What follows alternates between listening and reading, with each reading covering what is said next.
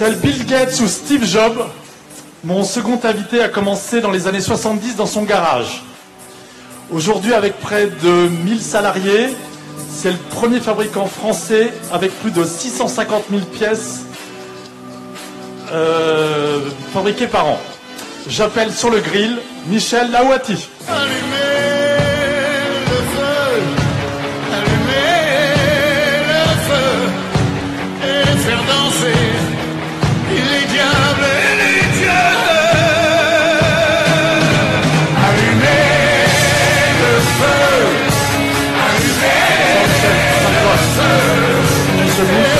Ça va aller aussi debout? Oui. Bon, vous pensiez vous asseoir, mais vous allez rester debout. Voilà, c'est gentil, merci. Je viens de faire un bref rappel de tes débuts. Quels ont été en fait les moments clés de ta vie? Tu me demandes quels ont été les moments clés de ma vie? Je crois que j'allais le dire. Bon. Il y en a peut-être eu d'autres, je sais pas, des embauches particulières, des gens qui t'ont rejoint. Peut-être ce qui a fait bousculer Eurofeu, qui l'a fait passer d'un stade artisanal à un stade industriel, ça a été l'embauche d'un collaborateur, Philippe de Pantou, le numéro 2 du groupe Eurofeu, qui était directeur général chez Cyclic, qui avait une expérience industrielle. Moi, j'avais plutôt une expérience commerciale. J'ai créé l'entreprise et je l'ai développée, mais j'étais moins industriel. Il nous a apporté un savoir-faire dans celui des grands marchés, etc. Ça a été une chose importante dans l'évolution d'Eurofeu. D'accord. Tu as eu des coups durs? Oui, moi je les ai oubliés, mais celui dont je me rappelle le plus et qui m'a le plus marqué, c'était 3-4 ans après la création d'Eurofeu, donc dans les années 78 environ. J'étais en prospection, en train de faire mes ventes d'extincteurs dans la campagne, à une trentaine de kilomètres de Dreux. Je rentre chez moi vers midi, et ma femme paniquée me dit « il faut absolument que tu rappelles le banquier ».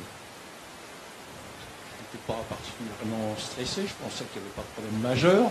Donc je rappelle le banquier à 2 heures, il me dit « Monsieur Lawati, qu'est-ce que vous pouvez nous apporter comme trésorerie cet après-midi ?» Je ne sais rien. C'est un peu court. C'est un peu court. Alors je lui dis pourquoi. Il dit vous êtes à découvert, il vous manque, vous êtes à 75 000 francs à l'époque de découvert et vous n'avez qu'une autorisation de 20 000. Je dis oui, mais ça fait quand même un bout de temps et votre prédécesseur, il y avait un changement de directeur, votre prédécesseur m'a dit qu'il n'y a pas de problème, on va faire le dossier. Il a été muté très rapidement, je ne sais pas ce qui s'est passé, mais le dossier n'a pas été fait. Donc je lui dis, je ne sais pas, je vais venir cet après-midi, je vais faire les fonds de tiroir, donc je dois lui emmener 4 000 à 5 000 francs. Et il me dit, c'est pas assez. Je lui dis, attendez, demain j'en ramènerai, je vais faire du recouvrement au lieu d'aller faire de la prospection. Et je n'ai pas dû en amener assez. J'ai eu mon seul impayé en 45 ans, c'était un de mes principaux fournisseurs, et j'ai eu une traite d'impayé de 22 000 euros. 22 000 francs, pardon. Et ça, toute ma vie, je m'en souviendrai. Surtout qu'il m'a dit, vous savez, vous êtes développé trop vite, il faut réduire les effectifs, il faut licencier un peu de personnes, il faut baisser la voilure. Et je lui dis non, je vais embaucher, parce que je ne peux pas rester comme ça, si je ne gagne pas assez, si je ne fais pas assez de business, je vais embaucher. Et j'ai appris une seule chose, ce jour-là, c'est dès le lendemain, je suis allé voir 2 autres banquiers. Je me dis, je ne veux jamais plus être tributaire d'un seul partenaire dans quelque domaine que ce soit, et en particulier avec les banques. J'ai gardé ce banquier, parce que un an après, je suis allé le voir, je l'ai remercié de m'avoir ouvert les yeux et de ne jamais faire confiance à un banquier seul. Je fais confiance à mes banquiers, je crois qu'il y en a autour de nous dans cette salle, je les respecte, j'en ai besoin, j'en ai eu besoin, mais ne pas en avoir un seul. Merci pour le conseil. Ta plus grande joie? Oh, ma plus grande joie, ça a dû être, parce que je te l'ai dit il y a un mois quand on a répété, mais j'ai pas lu le dossier alors. C'est le premier, je sais quand même, c'est le premier appel d'offres que j'ai récupéré. J'ai soumissionné auprès de l'armée de terre pour vendre des appareils et il fallait être certifié. Je n'étais pas certifié, j'étais en train de les fabriquer mais ils n'étaient pas homologués.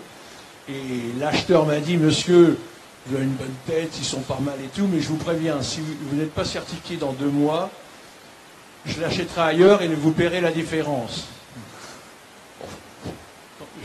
Donc j'ai eu ce marché, j'ai été certifié dans les 2-3 mois et j'ai bossé avec l'armée pendant 10 ans. Bon, bravo. Ton plus grand soutien? Oh, ça, il n'y a pas à se poser de questions, c'est mon épouse. Bon. Pourquoi? Parce que j'ai une petite anecdote à vous raconter. J'avais mon plus gros client dans les années 72, c'était la Polstra Châteaudun. Et pour moi, c'était de loin mon plus gros client. Et on devait partir en vacances avec mes enfants au mois de juillet. Et la valise était faite, la bagnole était prête.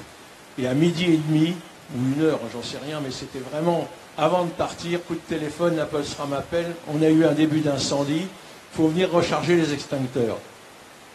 J'ai vidé les valises, je suis allé à la Polstra, ça devait être un jeudi ou un vendredi, et on est parti en vacances que le lundi suivant. Et ma femme ne m'en a pas voulu. Alors c'est pour ça que je pense qu'il faut vraiment que sa compagne vous accompagne. On a souvent ou très peu pris de vacances avec nos enfants, surtout les premières années. Et pour réussir dans une entreprise, il faut qu'on soit deux, on ne peut pas être seul, il faut être plus de deux. Mais au moins, avec sa compagne, être en harmonie complète et partager les mêmes valeurs. C'est important. Si un jour votre femme ou votre mari rentre tard parce qu'il est au bureau, évitez la soupe à la grimace. Aidez-le parce qu'il en a besoin. Voilà. Il était avec des clients. C'est vrai que ça peut être litigieux. Tu as un rêve? Quels sont tes espoirs aujourd'hui? En ce moment, j'ai plutôt des cauchemars que des rêves. Avec ce qu'on voit dans l'environnement économique, politique, c'est vrai que j'ai plutôt des cauchemars. Mais ces cauchemars ne durent que quelques secondes, parce qu'il faut voir le côté positif des choses. Je me pose toujours des questions, mais je crois que mon seul rêve, c'est de voir que les gens que nous embauchons, surtout les jeunes, reprennent goût à l'activité, reprennent goût au travail et un réel plaisir à s'éclater dans l'entreprise. Parce que j'ai l'intime conviction, et j'ai malheureusement aujourd'hui, je vois de plus en plus de gens qui viennent pour prendre un salaire, qui nous parlent de leurs droits et peu de leurs devoirs. Et ça, c'est vraiment très difficile. Et il y a un égoïsme complet. Les gens travaillent pour eux, pour leur prime de fin de mois, et pas pour l'équipe. Et ça, je crois que c'est vraiment mon rêve, c'est de voir les gens qui seraient comme j'ai pu être, c'est-à-dire quand je n'ai jamais regardé ma feuille de paye. Je ne sais, j'ai jamais, pendant 10 ans, c'est ma femme qui regardait, mais quand j'étais au début, avant d'être à mon compte, j'étais VRP. Ma femme contrôlait mes commissions, elle me dit, tu t'es fait piéger là, puis c'est pour les fois où ils se trompent, c'est pas un problème. Et ça, je crois que c'est vraiment essentiel de travailler, d'avoir une passion, d'aimer ce qu'on fait quand on vient au boulot, plutôt que de venir pour uniquement gagner sa croûte. Bravo. Que ne referais-tu pas? Pardon? Que ne referais-tu pas? Rien. Pas de regret. Toutes les conneries, même j'ai conneries, j'en ai fait des grosses, mais j'ai plus appris dans l'échec, dans les conneries, que dans la réussite. La réussite, ça vous gonfle les chevilles, on se prend pour le plus beau et le meilleur quand ça marche. Mais par contre, quand on se plante, c'est là où on apprend beaucoup de choses. Parfait. Bon, je crois que tu nous as fait un beau cadeau de 38 tonnes sur le parking. 38 tonnes plus 80 kilos du formateur. J'ai vu que c'était une belle bête. Oui, il avait... Tu nous expliques un petit peu ce que c'est? On vous a apporté notre unité mobile de formation. C'est un Svirmork qui est équipé, qui est une remise en condition d'un début d'incendie. On vous allumera, un feu, plusieurs types de feux, des feux secs, des feux d'hydrocarbures ou de gaz, et on vous proposera de les éteindre avec des extincteurs sur feu réel. Alors, avec filtration des fumées, etc., aucun jet. Et cette unité mobile est allée place Vendôme faire des formations. Et je dis bien sur feu réel et dans les mêmes conditions qu'un début d'incendie, les alarmes se mettent en route, etc. Donc, si vous n'avez jamais eu le feu, vous aurez la chance de voir ce que ça peut être sans l'avoir. Voilà. On va remercier Michel. On l'applaudit. C'est moi qui vous remercie. Tonnerre d'applaudissements. Merci Michel.